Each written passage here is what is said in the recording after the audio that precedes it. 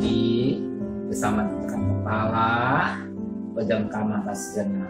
Tiada kata yang manis selain ucapan syukur pada Bapa di surga buat kasih anugerah-Mu yang begitu limpah dalam hidup ini. Dan kami boleh bangun dengan tubuh yang sehat, dan kami boleh menikmati udara segar karena Tuhan yang memelihara kami. Kami sebagai gembala yang baik, kami merasakan hidup bagaikan di Goshen dan lindungan Tuhan. Ulah lebih pula datang, tapi Tuhan sebagai gembala yang baik yang melindungi keluarga kami, hidup kami, dan sebagai tanda syukur kami kepada Engkau, kami mengutamakan mereka mesbah keluarga, mesbah pribadi, kami naikkan pujian penyembahan, kami naikkan doa syafaat, dan kami rindu juga mendengarkan renungan firman. Roh Kudus mengurapi hamba-Mu, Roh Kudus mengurapi kami yang mendengarkan dan teguhkan hati kami. Sehingga firman-Mu menjadi berkat. Haleluya. Amin. Shalom. Pagi. Mari sama-sama kita akan membuka Markus pasal 12. Markus pasal 12 ayat pertama sampai ayat 12. Markus pasal 12 ayat pertama sampai 12. Perumpamaan tentang penggarap-penggarap kebun anggur. Lalu Yesus mulai berbicara kepada mereka dalam perumpamaan. Adalah seorang membuka kebun anggur dan menampak ke sekelilingnya. Ia menggali lubang tempat memeras anggur dan mendirikan menara jagat. Kemudian ia menyewakan kebun itu kepada penggarap-penggarap lalu berangkat ke negeri lain. Dan ketika sudah tiba musimnya, ia menyuruh seorang hamba kepada penggarap-penggarap itu untuk menerima sebagian dari hasil kebun itu dari mereka. Tapi mereka menangkap hamba itu dan memukulnya, lalu menyuruhnya pergi dengan tangan hampa. Kemudian ia menyuruh pula seorang hamba lain kepada mereka. Orang ini mereka pukul sampai luka kepalanya. Dan sangat mereka permalukan. Lalu ia menyuruh seorang hamba lain lagi, dan orang itu mereka bunuh, dan banyak lagi yang lain. Ada yang mereka pukul dan ada yang mereka bunuh. Sekarang tinggal hanya satu orang anaknya yang kekasih. Akhirnya menyuruh dia kepada mereka, katanya, anakku akan mereka segani. Tapi penggarap-penggarap berkata kepada seorang yang lain, ialah ahli waris, mari kita bunuh dia. Maka waris itu akan jadi milik kita. Mereka menangkapnya dan membunuhnya, lalu melemparkan keluar kebun anggur itu. Sekarang apa yang akan dilakukan oleh tuan kebun anggur itu? Ia akan datang dan membinasakan penggarap-penggarap itu, lalu mempercayakan kebun anggur kepada orang-orang lain. Tidak pernahkah kamu membaca nas ini? Batu yang dibuang oleh tukang-tukang bangunan telah menjadi batu penjuru. Hal itu terjadi dari pihak Tuhan, suatu perbuatan ajaib di mata kita. Lalu mereka berusaha untuk menangkap Yesus. Mereka tahu bahwa mereka lah yang memasukkannya dengan perumpamaan, tetapi mereka tak takut kepada orang banyak. Jadi mereka pergi dan membiarkan Yesus. Kita ambil satu berkat yang indah pada sini. Dikatakan seorang yang membuka kebun anggur, dan kebun anggur itu disewakan kepada penggarap-penggarap. Namanya sewa, pasti ada perjanjian.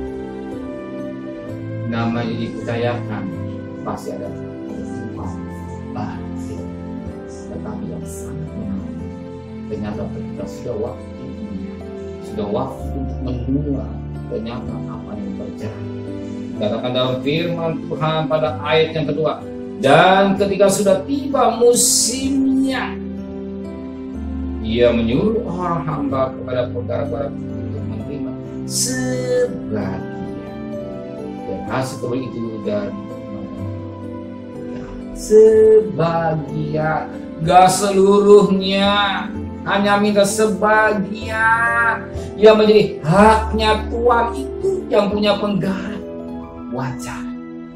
Kalau dia minta sebagian, wajar, karena dia yang empu.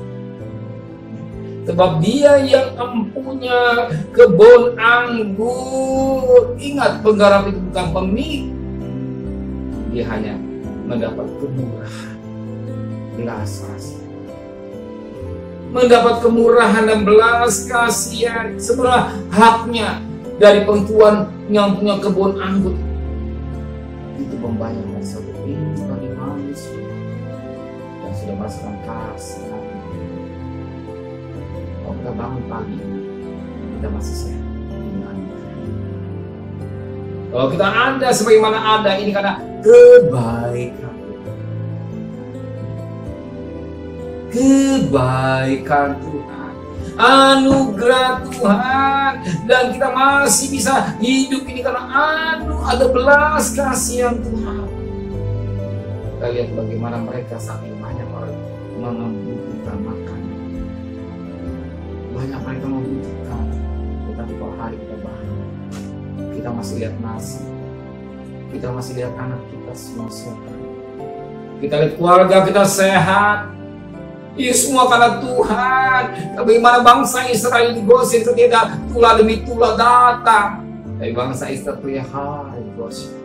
Demikian juga kalau hari kita bangun dengan tubuh yang sehat, semua karena kebaikan. Kalau saat ini dikatakan sebagian apa? Sebagian waktu 24 jam hanya Tuhan minta sebagian, bukan seluruh 24 jam. Tidak sebagian, hanya tiap menit kita datang kepada Tuhan. Kita datang pada Tuhan mencari manakan mesbah keluarga, mesbah beliau. Hanya sebagian waktu kita berikan buat Tuhan. Tapi apa yang terjadi? Banyak kali kita itu waktu yang terus, waktu yang kita berikan kepada Tuhan, kita ambil juga. Kita gunakan untuk mengejar apa yang dikatakan Tuhan. Hanya mengejar apa yang dikatakan uang. Harus kerja, cari uang, baik gak salah, sampai lupa sebagian. Tapi yang dikejar, ya kejar uang. Kenapa? Karena cinta. Nah, sebagaimana dalam 1 Timotius pasal 6, 1 Timotius pasal 6 ayat 10, karena akan segala kejahatan cinta uang, sebab oleh memburu uanglah beberapa orang telah menyimpang dari iman dan saya dengan berbagai-bagai.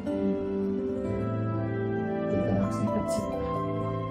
Di mana kita cinta? Dengarlah yang dikatakan dalam firman Tuhan, hamba yang pertama dibiarkan, dipukul.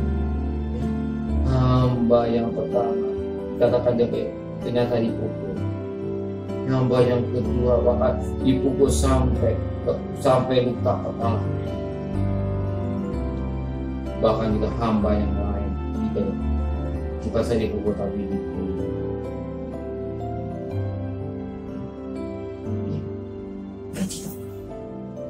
Cinta hebatnya. Maka kita sebagai orang yang percaya, terima kasih waktu yang Tuhan berikan. Jangan serahkan dengan waktu, serahkan dengan uang. Tadi kita ucap syukur dengan hidup kita jalan dan kita nikmati satu perkara. Udah ada Tuhan pelihara, Tuhan pasti pelihara. Kalau Tuhan berkati yang lalu, Tuhan juga memberkati sekarang. Kalau Tuhan membuka jalan yang lalu, Tuhan hari ini juga membuka jalan buat saudara. Semua dari kuasa. Ingat, emas, perak, dan tangan, bumi dan sisi Tuhan. Kita menyerahkan semua kepada Tuhan sebagai waktu yang diberikan. Dan serahkan waktu. Gunakan waktu yang kita. Gunakan mesbah Tuhan. Mesbah Tuhan. Amin. Benar Bapa di surga. Biarkan jangan menjadi orang yang serakah sebagai penggarap-penggarap sampai kalian membunuh, memukul, bahkan melukai, tapi kami menghargai apa yang kau minta sebagai waktu. Sebagai waktu, mungkin sebagai uang yang kau berikan, tapi berikan buat pekerjaan. Apapun, hanya kau minta seluruh, hanya sebagian. Biar kami jadi orang-orang yang kau berterima kasih. Kembalikan kami besok pagi dan tubuh yang sehat dengan tidak kurang satu apapun. Berkati Bapak Yesus, wakil presiden, para menteri, para gubernur, para bupati, para wali kota, para camat, para lurah, para RW, para RT, para medis, para lawan, para TNI, para Polri, bahkan mereka pejuang-pejuang ada garis depan. Biar warga negara baik, yang baik mau divaksin dan memperhatikan protokol kesehatan. Hanya anugerah biar yang sakit semakin lebih, yang sembuh semakin yang mati semakin halus. Jangan sampai tadi malam mohon belas kasih situasi yang tidak mendukung, karena belas kasihan terima kasih dan kasih di malam berkat nikmat dari Allah Bapa, cinta kasih sayang dari Tuhan Yesus Kristus, dan berkat Roh Kudus yang saudara hari ini sampai Maranatha Tuhan Yesus datang. Yang cinta Dia katakan amin. Tuhan memberkati.